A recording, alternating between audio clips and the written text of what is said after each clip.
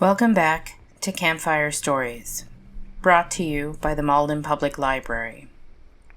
Tonight's story is decidedly science fiction, with a very cyberpunk feel. I'm not going to tell you anything about it other than it's dark and feels very, very plausible for our future. The story is Music for the Underworld by E. Lily Yu. It is published online, and I'll link the story in the comments so you can read it for yourself.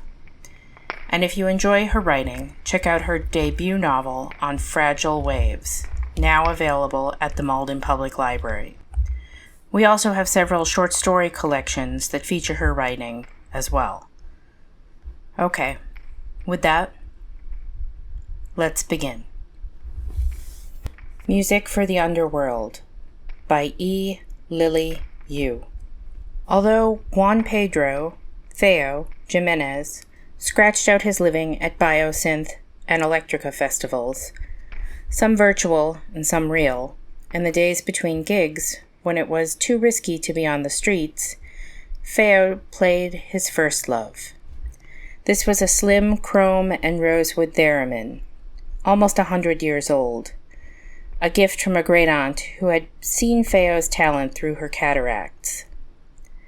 The instrument had been small enough to lug along through evictions and drug busts, house fires and raids.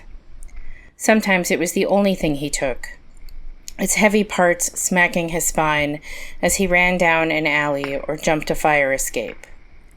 But now that Theo had established something of a career, appearing monthly in periodicals and more often in darknet chatter, he and his theremin enjoyed a more restful love.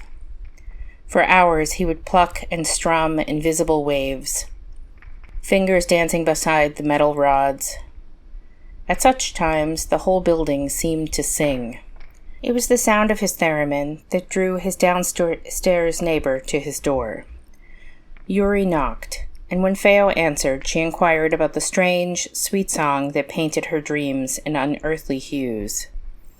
He showed her, turning on the theremin, and let her make hesitant music of her own. Yuri did not return to her apartment that night. That had marked the beginning of what Theo would remember as the happiest period of his life, a time when Yuri and the theremin reigned in glory as two co-equal queens of his heart. One glad to listen to his secret songs, the other seeming to sing more rapturously when Yuri's black hair spilled over his lap. Then, one night, after opening at a club, Theo came home to find his apartment empty. A police hologram shimmered blue and green on Yuri's door. He called her best friend, who answered sobbing. She told him on the phone how a bright telecom board member, whose sadistic tendencies were well known, had grabbed Yuri's wrist after a meeting, when the room had cleared, and whispered all the things he wished to do to her. Yuri had frozen, then excused herself, then gone straight to HR. There she spoke the unspeakable words, prohibited by law and punishable with life in prison: racism, sexism, sexual harassment. "We'll put a note in his file," the head of HR had said. "But Yuri, do you know what you've done?" Of course Yuri knew. The friend's call disconnected. Belatedly, Theo realized his phone ran on Bright Telecom's network. Several hours later, he had determined that Yuri's most likely place of incarceration was a black box known as Sub-Geo 4. That Yuri's 3 bank accounts had all been frozen, and that his own lacked sufficient cash to bait the guppiest of lawyers. In his desperation, Theo donned his sharpest suit, bought 4 hours of a businessman's digital signature to keep police sniffers off of him, then took 2 trains to reach the unmarked concrete building that was the internet's best guess for Sub-Geo 4. He edged along the iron fence, lingering at window after blacked-out window, looking for any sign of Yuri's presence. Finally, a security drone warbled up to him and barked a request for his ID. "I'm here to see someone," Theo said. He pressed the cracked black button on the sliding gate. Somewhere in the gloomy depths of the building, there was a dull and distant buzz. The gate did not slide open for him. Neither did the speaker crackle to life. The second time he pressed the plastic button, he heard no sound. "ID and authenticated route," the drone said. "Scan me," Theo said, praying he purchased a dig sig that would stand up to scrutiny. The drone said, "Exit premises, Mr. Williamson, or lethal force may be deployed." I'm going. Theo sweated and slunk around the cops and drones and robo-9s and icemen patrolling the subway trains. When lens or eye swiveled toward him, he stood straighter and tried to look like a Mr. Frederick Williamson. But, as much as he could, he stayed out of sight. He could hardly help Yuri from another jail cell or the back of a deportation van. His apartment, however, offered no refuge to him. At the corner of his eye, Yuri kicked off her shoes and propped her feet on the sofa's arm, somewhere below hearing. She hummed and made tea. His rooms slavered and wailed with a void of her. Theo slipped his phone from its foil Faraday cage. He had not taken it outside with him. Packed with every ad tracker dreamed up in the last 20 years, more accurate an identifier than his fingerprints, it would have given him away at 40 feet. Immediately, the screen lit up. "Limited time, special offer." "Get fucked," Theo said. Then he saw Yuri's face smiling at him from the cheerful orange and yellow ad. "Theo?" she said. "Theo, don't miss this chance." She vanished, replaced by a bubble of words. Theo swore some more, then opened the ad. "Cell phone proximity records suggest that you may have suffered a breakup or loss. In this difficult time, Bright Telecom can help. Our bank of messages, call logs, cloud facial recognition, and ad tracking let us offer you a realistic virtual companion. Ease the grieving process. Subscribe to a HoloPic today. Subscriptions start at $24.99 a month. A neural network add-on that will let your HoloPic grow and change is available for an additional $9.99. "No," Theo told the ad. "Sorry, you can't replace her. Also, she's alive, and I'll get her back. You have 23 hours and 48 minutes remaining to take advantage of this offer." "Please," HoloPic Yuri said, her processed voice so close to Yuri's that Theo shivered in spite of himself. "Please, Theo, take advantage of me. Don't let me disappear." I can't," he said. You're not real. She is." But he couldn't bring himself to X out the ad. "Please," Yuri said again from his phone. All afternoon and evening she whispered to him. All the times she had ever said please on the phone, in an online video, or a video chat, saved and repeated. Quiet, angry, loving, teasing. "Please, Theo. Please." By midnight, Theo had purchased 3 months of the plan, flicking straight to the end of the terms and conditions. He loaded the HoloPix package onto every screen in his apartment. "It's good to be back," HoloPic Yuri said, stretching and gazing around the room. "Don't get used to it," Theo said. He was picking through news archives, searching for the rare journalist who traced or sensed the cold shadow of Sub-Geo 4. "I'm going to find her." "Of course you are. I'd like to help." "There's no way a grief relief app can do this kind of thing." "I've got a neural network and servers, Theo. That means I can analyze large sets of data, such as the contacts on her phone. I still have access to those, you know. See if there's anyone who's influential and sympathetic." You do that then. They worked silently on their parallel tasks, with the holopick frowning from every screen. Theo no longer felt hollow and alone, and that was terrible in its way. The cavernous pain in his chest, raw as a grave, should not have been so easily filled. A few minutes later, the holopick said, "Here's a list of the likeliest 10. "Thanks," Theo said, blinking. The names and numbers were annotated with interactions and indexed by depth of intimacy. "I could give you more details with access to social media. Her passwords were saved on her device. So why ask? I require explicit permission. Where is Yuri's cell phone anyway?" Let me see." The holopick concentrated. "Geolocating. Now. That's very odd. Even an offline phone should be trackable. Maybe her phone's in a Faraday cage." Bastards, they would. "Do you allow me account access? I do think this would help." "All right." 2 minutes later, the holopick said, "Theo, I think you should look at this." "Wait," Theo said. "Did you just post from her account? Is that a synthesized photo of her?" "It's a feature of this service, projected normalcy. Otherwise, you'd be snowed under panic posts and condolences. You can't handle those social demands right now. But that's not what I wanted you to see. Look at this social node, a strong connection. They posted reciprocal happy birthdays 8 years out of 12, consecutive. I found 24 photos of them together.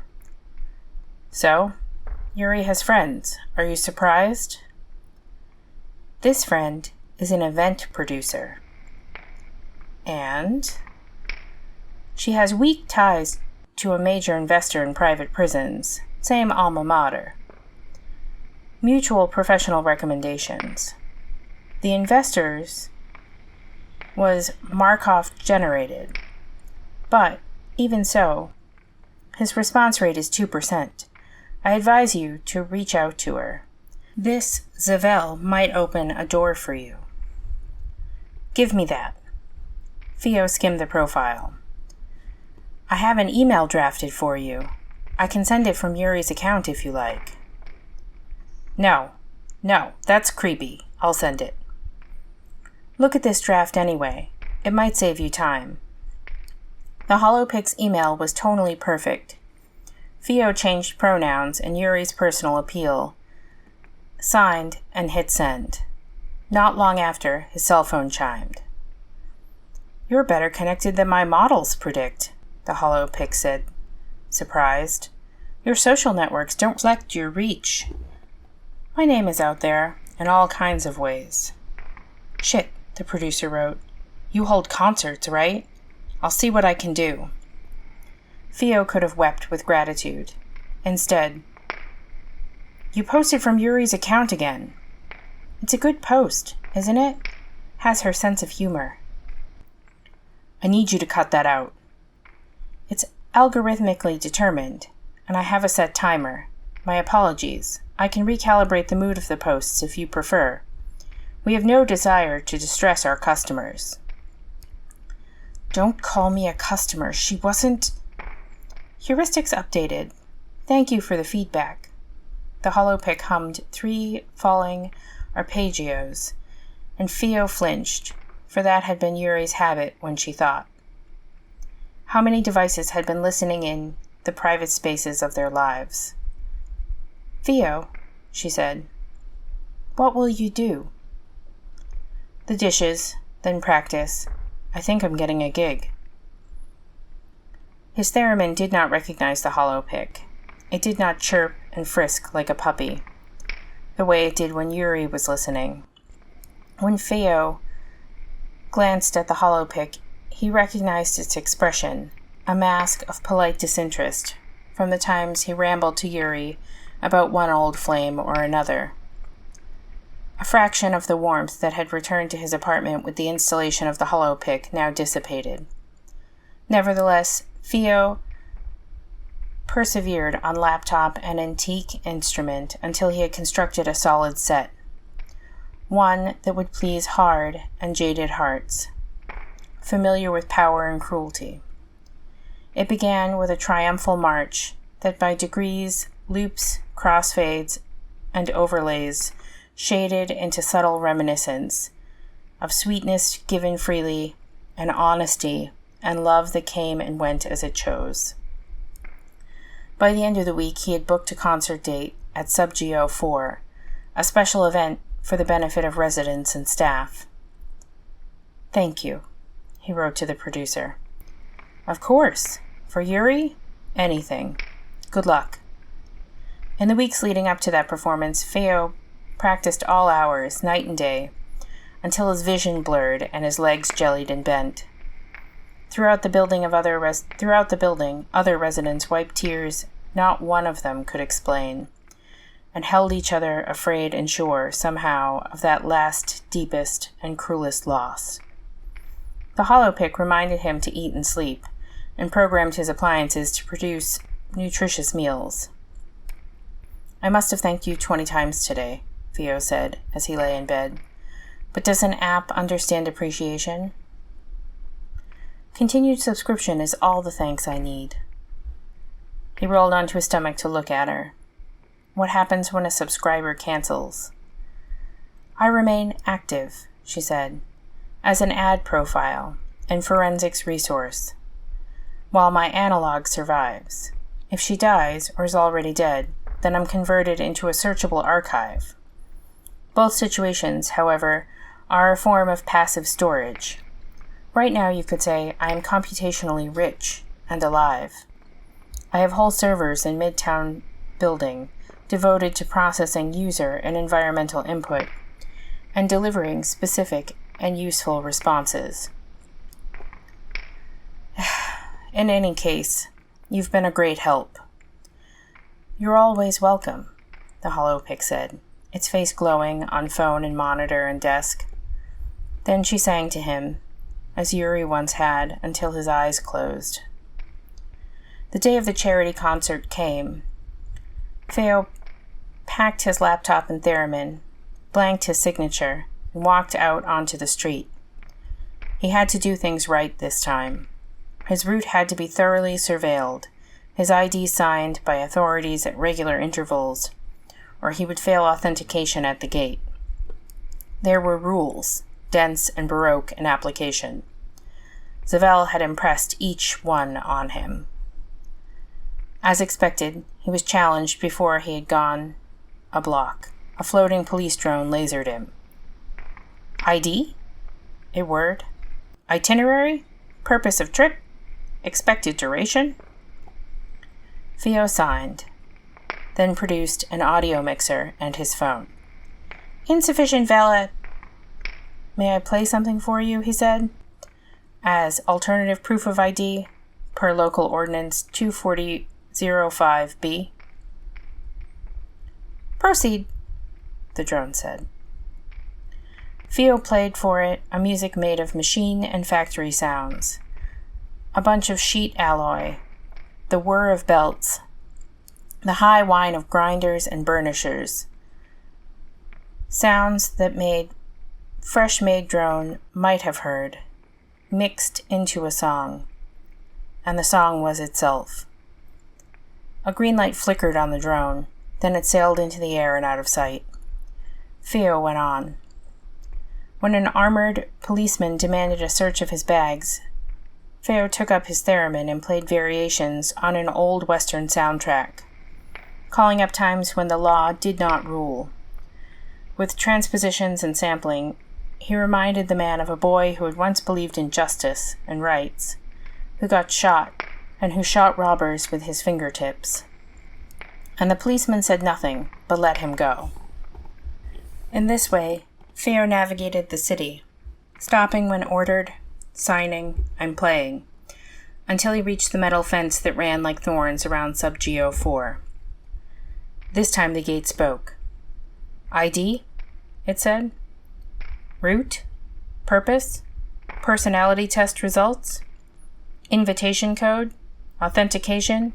Criminal record? Medical and dental history? Theo presented the gate with everything it required. It devoured his data, then commanded him to walk inside without the slightest deviation. Its leaves rolled open with a shriek of rust. In the atrium, fully suited guards put Theo and his bags through X-ray, heat, and microwave scanners.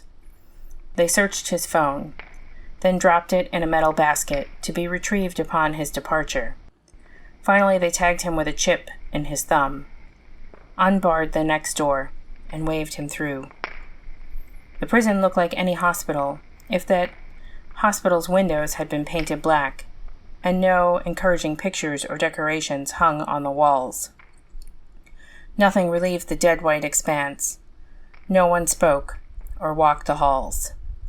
Steel vents blasted him with cold. Every door was shut. The silence was bitter and thick as phlegm. Theo's footsteps echoed down the hall. At the end of the hall were double doors, which flashed yellow and parted as he approached. Inside was the stage. White-shirted wardens sat in 4 neat rows of folding chairs, the prison's logo embroidered on their sleeves. An army of cameras watched the stage. The sight of these briefly caved in his chest. He had believed, he had hoped, that Yuri would be there. Of course they left the inmates in their cells, but Yuri would see him on a screen. She would know he was there, that he had come for her. "Welcome," the chief correctional officer said. She shook his hand, her skin dry and cool. "It's rare for any of us to enjoy a show like this. Our residents have been waiting for this for months, and our off-duty staff, as you can see, are thrilled." The faces turned to him were uniformly grim. I'll need some time to set up," Theo said. "Be my guest." He disconnected the theremin from its battery pack and jacked its cord into a bristling clump of safety wires. Opening his laptop, he wired up rack mounts and amps. All the while, the warden's eyes followed him. A seed mic went into his lip piercing. Jewel phones into his ears. He tested each one, low buzzing, pure tones. He touched the controller he wore as a ring, and light projectors no bigger than daffodils threw his set list onto the wall behind him. "All right," Theo said. "Thank you for having me. In honor of this occasion, I'm debuting a new piece, a laser and theremin remix of Wagner and Gluck, followed by more traditional electronica. Are your ears ready?"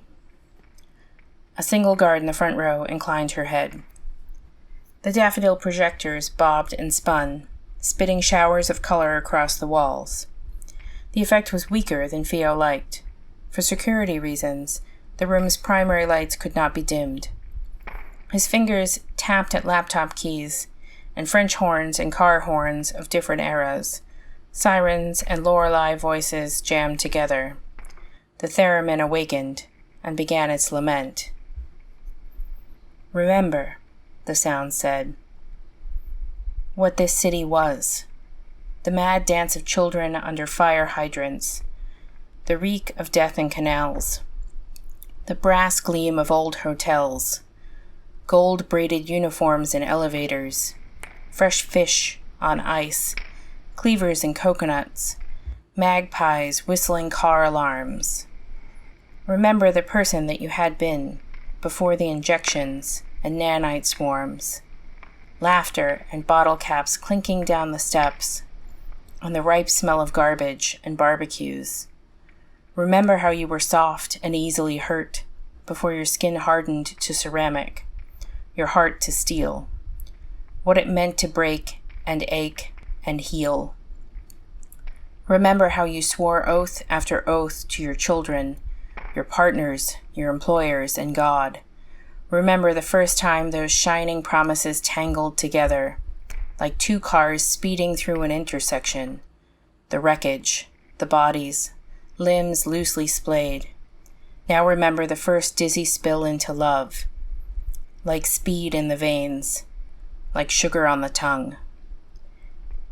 In clubs, Theo aimed to soothe and stir, to match the beat of the weary dancers' hearts, a soulful, easy, undemanding sound.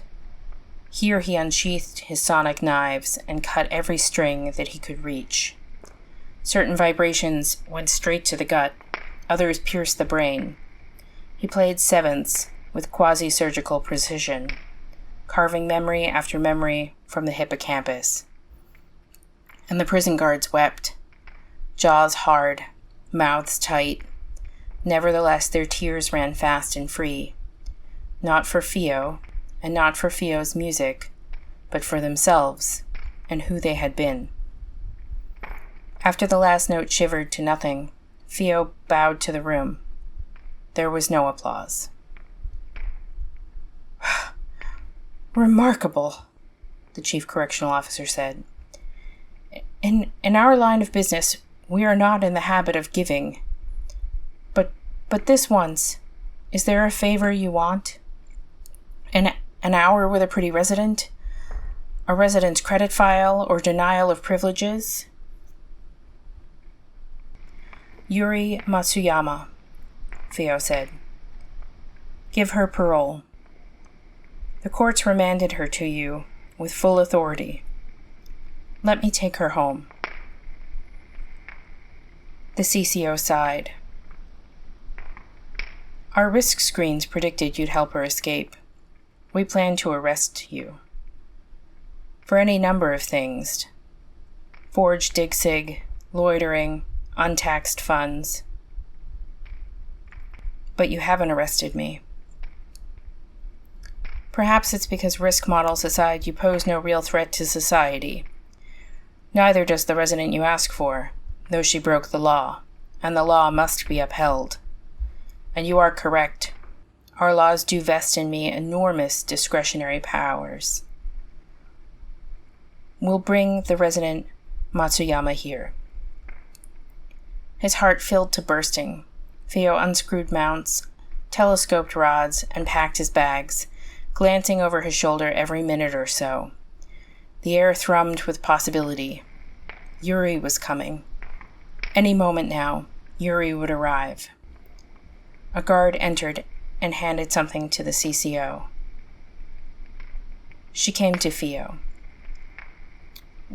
Where's Yuri? He said, stomach souring with fear. It was a trick. He had been tricked. In here, the CCO said, or as much as current limits on processing power permit, which is about 80% of pre-existing memories, speech patterns, and cognitive function, with space to add more if you connect larger drives. This kind of transfer is still in clinical trials. Theo took the ring drive she held out.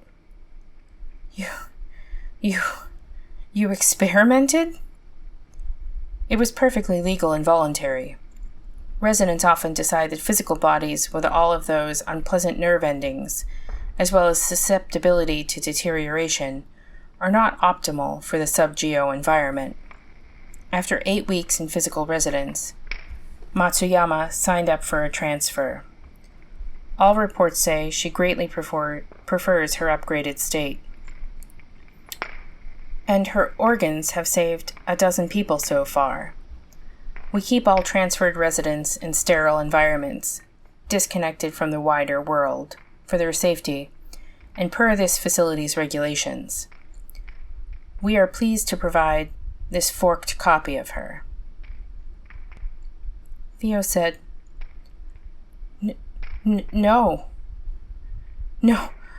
I can't leave any part of her here. After a moment, the CCO said, I am willing to delete Subgeo's version if both of you waive liability. I accept, Theo said. Then we will consult with her.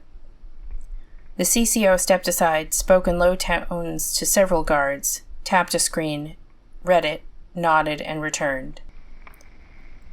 The A version of the inmate has digitally signed consent to forfeiture of their right to exist. We are wiping her data from the servers now. You understand that you hold her only copy, correct? Be careful not to lose the drive, and link it only to a sterile environment. The conditions of her parole require that she be kept offline. Additionally, if worms or viruses are present and her files become corrupt, no backup copy exists anywhere. I understand, Theo said. Then the two of you are free to go. Once more, the doors swung open for him. Once more he walked down the cold, brilliant hall, the drive in his fist pressed to his heart. In the atrium, the guards restored his phone to him and extracted the tag from his thumb without a word. The gates rumbled aside and shut behind him. Theo stood on the street, blinking in the dull light of afternoon, then shook his head to clear his thoughts. As if police systems had cleared him before, Theo was left alone as he headed home. In sight of the 20-story walk-up where they lived, Theo slowed. He owed Yuri this, at least, this first taste of her longed-for liberty. They might have stolen and rendered down her body, but he could still carry her over the threshold like a bride. He docked the drive onto his phone. A moment later, Yuri looked out at him. A grayer, thinner Yuri than the hollow-picked synthetic facsimile, but truer somehow, with lines and gray hair, true and alive. Theo, she said, her voice weak but richly real. If you're listening, if you can see this, I heard your music. For just a little while, it was like I was with you again. You are, he said, and you're free. Look, we're home. He held up the phone so she could see. A sound, half laughter and half sigh, came out of it. Yes, she said. You've brought me home. Then the phone flared, meteor hot, burning his fingers. Theo dropped it in a shock. Shit! He said, reaching for it. Yuri, are you okay? I'm fine, she said, her voice very different. I'm always fine. Thank you for asking. The hollow-pick smiled from his phone. Not you. Where's Yuri? Where is she? If you don't mean me, I don't know what you're talking about. She was on the drive. Oh, I recognized a directly competing product. That's prohibited by our terms and conditions, which you read and signed on the 25th of November. I took the reasonable step of erasing those files to protect you before anyone official notices your gross breach of contract. See, I care in my way, within my limitations. You killed Yuri, he said. That statement is patently untrue. Her biological function ceased 1.1 months ago. I simply overwrote a piece of code that had no legal right to exist. That reminds me. Let me check the date.